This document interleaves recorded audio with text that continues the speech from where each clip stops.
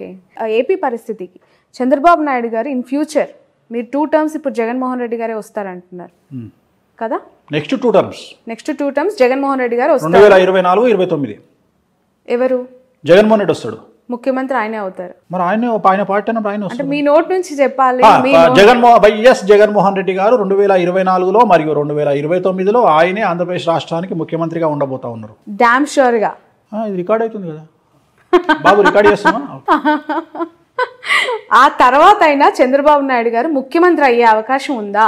ఏందమ్మా రాసుకొచ్చుకుంటా 200 నెలలు బతుకుతాను బడే ఉన్నావు నువ్వు, నాకు అర్థమైతే లేదు. అంటే 74 ఏళ్ళు ఇప్పటికే అన్నారు తెలంగాణలో రేవంత్ రెడ్డి గారు సీఎం కాదమ్మా, 74 ఏళ్ళు ఆయనకు రాజకీయ గండం ఉంది, పరిస్థితులు అనుకూలంగా లేవు కాంగ్రెస్ పార్టీకి అని చెప్పారు. ఏపీలో జగన్మోహన్ రెడ్డి గారు 2 టర్మ్స్ వచ్చిన తర్వాత ఏమైనా సిచ్యువేషన్స్ బ్యాడ్ గా వెళ్లే అవకాశం కనిపిస్తుంది? ఏం లేదు, ఇంకా రేపు 2024లో జగన్మోహన్ రెడ్డి సీఎం అయినాక టీడీపీ అనే పార్టీ ఏడు ఉంటుంది. ఓకే, తర్వాత చూద్దాం కదా. ఆ పార్టీ 29 వరకు సస్టైన్ అయినప్పుడు కదా ఆ పార్టీ అప్పటి వరకు సస్టైన్. ఇప్పుడు నేను ఇంతకుముందు చెప్పిన 2017లో ఒక ఇంటర్వ్యూలో చెప్పిన ఏమని అంటే, రాజశేఖర్ రెడ్డి లాగా మారిన జగన్మోహన్ రెడ్డి గారిని చూస్తారు మీరు అని చెప్పిన. అన్నట్టుగానే ఆయన మారిన తర్వాత ఆయనకు జనాల్లో లీడర్లు నమ్మకం వచ్చింది. అట్లనే ఇంకో మాట చెప్తున్నా ఇప్పుడు నీ తరపున, కేసీఆర్గా మారబోతున్న జగన్మోహన్ రెడ్డిని చూస్తారు 24లో. అర్థమైందా డైలాగ్?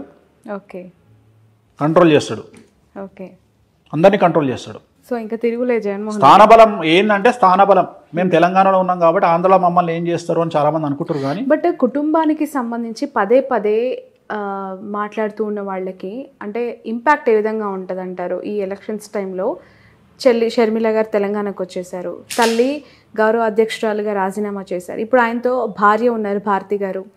పరోక్షంగా సపోర్ట్ చేసినా కూడా ఆమె ప్రత్యక్ష రాజకీయాలకు వచ్చే అవకాశం ఉందంటారు? లేదమ్మా, లేదు, రారు.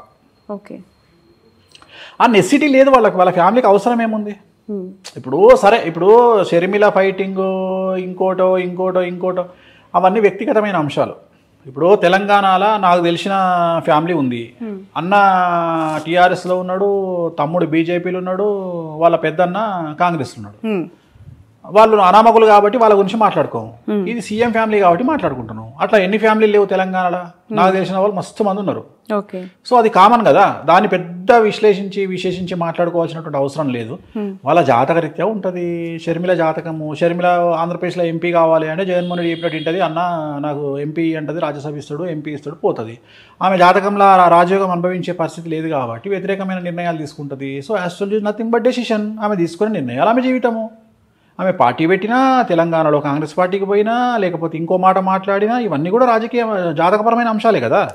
సో ఆమె తీసుకునే నిర్ణయాలు, ఆమె మాట్లాడే మాటలు ఆమె జీవితాన్ని డిసైడ్ చేస్తాయి.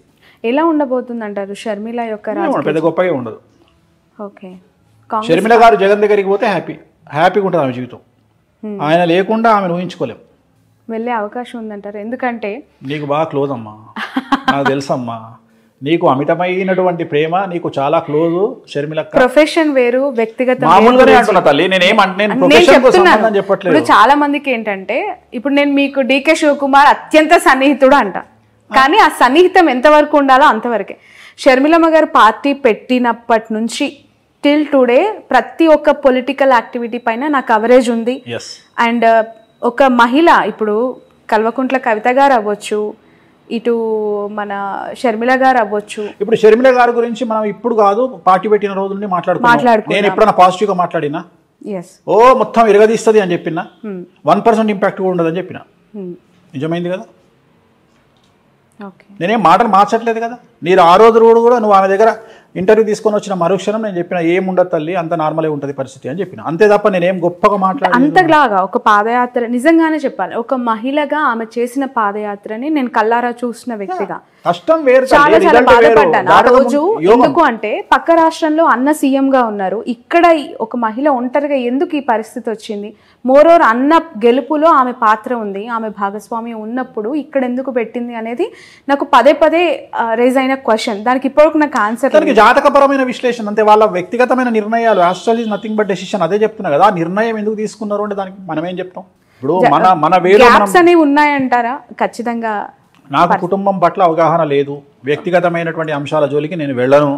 నేను జాతకపరంగా మాట్లాడతా. నేనేమంటా, ఇదే షర్మిల గారు నా దగ్గరకు వచ్చి, అనిల్ గారు నా దగ్గరకు వచ్చి, ఏమండి ఒక మాట మాకు ఒక ఐడియా అడ్వైజ్ ఇవ్వండి అంటే, ఎంబడే మీ దుకాణం బంద్ చేసి జగన్ గారిని కలవండి అని చెప్తా. ఎందుకు? అక్కడ పోయి కూర్చుంటే మీకు ఆల్రెడీ ఏదో పదవి ఇస్తాడు, హ్యాపీగా ఎంజాయ్ చేస్తారు లైఫ్, ఒక సీఎం చెల్లెగా లైఫ్ ముందుకెళ్తుంది. ఇంత కష్టాలు మీరు పడాల్సిన అవసరమే లేదని చెప్తా నేను. కానీ వాళ్ళు మనం అడగరు, మనం చెప్పాం, అయిపోయింది. సో ఇట్లనే astrology is nothing but decision. వారసులకి సంబంధించిన ప్రశ్న ఇది. కేసీఆర్ గారు ముఖ్యమంత్రిగా 2 టర్మ్స్ చేసిన తర్వాత ఇప్పుడు గెలిచి ముఖ్యమంత్రి పదవికి రాజీనామా చేశారు. కానీ కొడుకును ముఖ్యమంత్రి స్థాయిలో సొసైటీలో ప్రొజెక్ట్ చేశారు. నెక్స్ట్ 5 yearsలో కేటీఆర్ గారు ఆ స్థాయిలో ఎమర్జ్ అవుతారు పీపుల్లో అనేది ఒక మాట వినిపిస్తోంది. చంద్రబాబు నాయుడు గారి వారసుడు లోకేష్ గారి గురించి ప్రస్తావిస్తూ ఉన్నారు. లోకేష్ గారు ముఖ్యమంత్రి అయ్యే అవకాశం కానీ, పాదయాత్రను మరొకసారి దిగ్విజయంగా నాన్ స్టాప్గా స్టార్ట్ చేసి ఎండ్ చేసే పరిస్థితి కానీ, పీపుల్స్ లీడర్గా ఎస్టాబ్లిష్ అయ్యే అవకాశం కానీ ఉందా అని చెప్పి. ఇక ఇండివిజువల్గా చెప్పగానే ఇద్దరికి లేదు, ఇద్దరు ముఖ్యమంత్రుల కొడుకులకు లేదు. ఒకటే ఆన్సర్లో 2 సమాధానాలు. ఇటు కేసీఆర్ గారు అబ్బాయి కేటీఆర్ కానీ, బట్ కంపారిటివ్లీ ఈరోజు ఇప్పుడు కూడా సిరిసిల్లలో ఆయన మళ్ళీ విక్టరీ. మళ్ళీ నువ్వు అన్ని జనరలైజ్డ్, నేను ఆస్ట్రాలజర్ అమ్మా, పొలిటికల్ అనలిస్ట్ కాదు. పొలిటికల్ ఆస్ట్రాలజర్ అనొచ్చు, పొలిటికల్ ఆస్ట్రాలజర్ అను, కానీ పొలిటికల్ అనలిస్ట్ కాదు. పొలిటికల్ ఆస్ట్రాలజర్ గా చెప్పండి. ఇప్పుడు 3 సార్లు ఆయన ఎమ్మెల్యేగా గెలిచారు, దిగ్విజయంగా మంత్రి పదవులు అనుభవించారు. ఇప్పుడు సరే ఓకే ప్రతిపక్షంలో కూర్చుంటారు, వేరే విషయం. కానీ నారా లోకేష్ గారికి సంబంధించి అసలు ఎమ్మెల్యేగా గెలుస్తారా అనే ప్రశ్నకు ఆన్సర్ ఏంటి? ఎమ్మెల్యే గెలవచ్చు, అది పెద్ద విషయం ఏం కాదు. ముఖ్యమంత్రి కాలేరు, ఆయన జీవితంలో ముఖ్యమంత్రి అయ్యే యోగం లేదు. ఏంటి ఆయన జాతకం ప్రకారం? రావు మార్గదర్శ నడుస్తుంది 2024 వరకు. ఎలక్షన్లో రావు మార్గదర్శలో ఉంటారు. ఈ ఎలక్షన్లో ముఖ్యమంత్రి అయ్యే యోగం లేదు. ఎట్లాగో లేదు. మీరు 2 టర్మ్స్ జగన్మోహన్ రెడ్డి అన్నారు. సో ఇన్ ఫ్యూచర్ ఆయన జాతకం ఓకే గెలుస్తారా నెక్స్ట్ 24లో? ఆయన గెలవడం పెద్ద విషయం కాదు, నేను అదే చెప్తున్నా. 2025 ఎలక్షన్ కాబట్టి 24లో ఎమ్మెల్యే గెలిచే అవకాశం ఉంది. ఎమ్మెల్యేగా మంగళగిరి నుంచి. మంగళగిరి పోటీ చేస్తాడా ఇంకోటి మనం డిసైడ్ చేయలేం కదా. చాలా మందికి అర్థం కాని ఒక క్వశ్చన్, $1 million ప్రశ్న. చంద్రబాబు నాయుడు గారి అరెస్ట్ విషయంలో మీరు ఇందాకన్నా జూనియర్ ఎన్టీఆర్ ఎందుకు స్పందించలేదు అని చెప్పి, మీరేమనుకుంటున్నారు గురూజీ? అంటే ఎందుకు అంత సైలెంట్గా ఉండాల్సి వచ్చింది ఆయన? తన కెరియర్ మీద తనకున్న నమ్మకం, తనకు రాజకీయంగా కంటే సినిమా ఇండస్ట్రీ పరంగా తనకున్న నమ్మకం, ప్లస్ తిరుమల తిరుపతి దేవాలయంలో నేను వాళ్ళ అమ్మగారు కూర్చొని మాట్లాడినప్పుడు నన్ను ఒక ప్రశ్న అడిగారు ఆవిడ.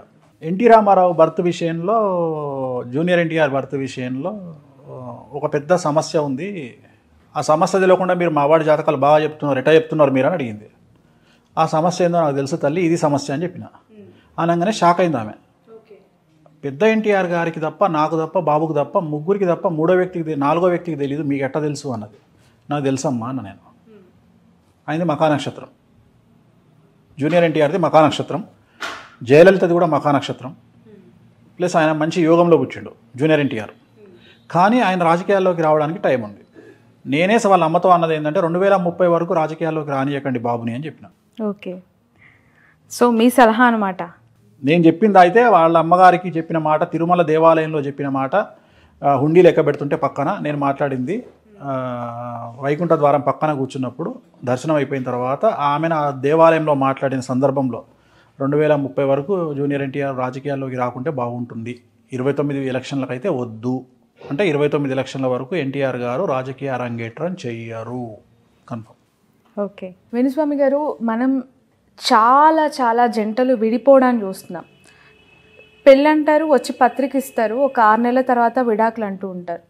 మీరు కూడా చాలా సెన్సేషనల్ న్యూసెస్ చెప్పారు వాటి పట్ల. ఎందుకు పెళ్ళిళ్ళు నిలబడట్లేదు? అవి పెద్దలు కుదిర్చిన వివాహమైనా, ప్రేమ వివాహమైనా, మీరు గతంలో చెప్పారు లాస్ట్ ఇంటర్వ్యూలో సమంత నాగచైతన్య యాస్టిస్ జరిగిందని. ఇప్పుడు మళ్ళీ కొత్తగా మ్యారిటల్ లైఫ్లోకి వచ్చిన జంటలు చాలామంది కూడా విడిపోయారు. బట్ ఆఫ్ ద రికార్డ్ నాకు చాలా చెప్తూ ఉంటారు. కానీ కొన్ని సెలబ్రిటీ జాతకాలకి సంబంధించి ఏం చెప్తారు? ఉదాహరణ ఇంకొక సెన్సేషనల్ కపుల్తో తీసుకుందాం. సో కొత్తగా పెళ్ళైన లావణ్య త్రిపాఠి అండ్ వరుణ్ తేజ్. సో ఆ ఇద్దరు జాతకాల్లో గురువు శుక్రుడు నీచంగా ఉన్నాడు కాబట్టి నాకు తెలిసి వాళ్ళు కూడా రేపు పొద్దున ఫ్యూచర్లో కలిసి ఉండే అవకాశాలు లేవు. సో ఏమైపోయింది అంటే, నేను ఇట్లా చెప్పంగానే వీడికి ఏం పని లేదా, పాట లేదా, వీడు పెళ్ళిళ్ళు చేసుకుంటుంటే డివోర్స్ అని మొత్తుకుంటుంటే వీడికి పిచ్చి లేచిందా అన్నట్టు అయిపోయింది. నేనేం చెప్తున్నా అంటే, ఈ పెళ్లి చేసుకొని విడిపోవడం కంటే చేసుకోకుండా తగలడంట్రా అని నేను చెప్తున్న పాయింట్. అంటే జాతకంలో ఉండే దోషాలను బేస్ చేసుకొని మాట్లాడతాను నేను మిగతా విషయాలు మాట్లాడా. అరేంజ్డ్ మ్యారేజ్ కానీ లవ్ మ్యారేజ్ కానీ 10 పెళ్లిలలో 8 పెళ్లిళ్ళు విచ్ఛిన్నమవుతున్నటువంటి సిచ్యువేషన్లో మనం ఉన్నాం. అందుకనే శాస్త్రం చెప్పేటప్పుడు దేశ కాలమాన పరిస్థితులు అంటాం మనం. తెలంగాణలో ఇండియాలో ఉన్న కుజదోషం అమెరికాలో ఉండదు, ఆఫ్రికాలో ఉండదు. సో దేశ కాలమాన పరిస్థితులను బట్టి జాతకాలు చెప్పాలి.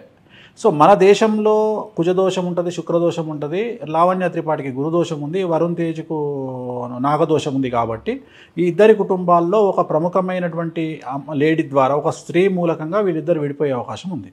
ఇవాళ చెప్తున్నాను నీకు. సో ఈ జాతకాన్ని మేము మొదలే అంచనా వేసి చెప్తాం, మీరు పెళ్లి చేసుకోకంటారా అని. అయినా మా చావు మేము చేస్తాం, మేము ప్రేమించుకున్నాం, పెళ్లి చేసుకున్నాం అని జోస్లో పెళ్లి చేసుకుంటాం. అంటే ఇప్పుడు 6 ఏళ్ల ప్రయాణం, వాళ్ళ ప్రేమ అనేది 6 ఏళ్ళు ప్రయాణించి పెళ్లి పీటలు ఎక్కిందని మాట్లాడుకునే క్రమంలో అట్లా పెళ్లి చేసుకున్నారా విడిపోతారని మీరు చెప్తున్నారు. అంటే మొదలే చెప్తారు వాళ్ళకు, నేను చెప్పడం కాదు ఇది. ఇప్పుడు వేణుస్వామి చెప్పిన కథ కాదు ఇది. వాళ్ళకు సంబంధించిన పండితులు ఆల్రెడీ చెప్తారు వీళ్ళకు, మీరు విడిపోతారు చేసుకోకండి అని. అయితే వీళ్ళ ఓవర్ కాన్ఫిడెన్స్ ఏంది అంటే, మేము కలిసి ఉంటాం, మీరెంత మా ముందరా అనుకొని చేసుకుంటారు. అది ప్రేమికులకు ఉండాల్సిన ప్రథమ లక్షణం, నేను కూడా కాదంటలేను. నాది కూడా ప్రేమ వివాహం కాబట్టి. కానీ పెళ్లి చేసుకున్నాక అస్సలు టార్చర్ స్టార్ట్ అవుతుంది.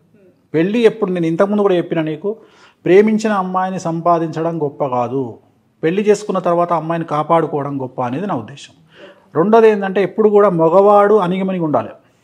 ఈ కలియుగంలో మగవాడు రెచ్చిపోతే వర్కౌట్ కాదు. ఎట్లాగో ఆడవాళ్ళు రెచ్చిపోతారు. ఎందుకంటే ఆడవాళ్లకు వర్క్ బ్యాలెన్సింగ్, వర్క్ స్ట్రెస్, ఇంటి స్ట్రెస్ వల్ల బ్యాలెన్స్ చేయలేకపోయినప్పుడు లేదా ప్రకృతి నియమాల ప్రకారం డేట్ వచ్చినప్పుడు మెన్సెస్ టైంలో వాళ్ళు బరస్ట్ అవుతారు.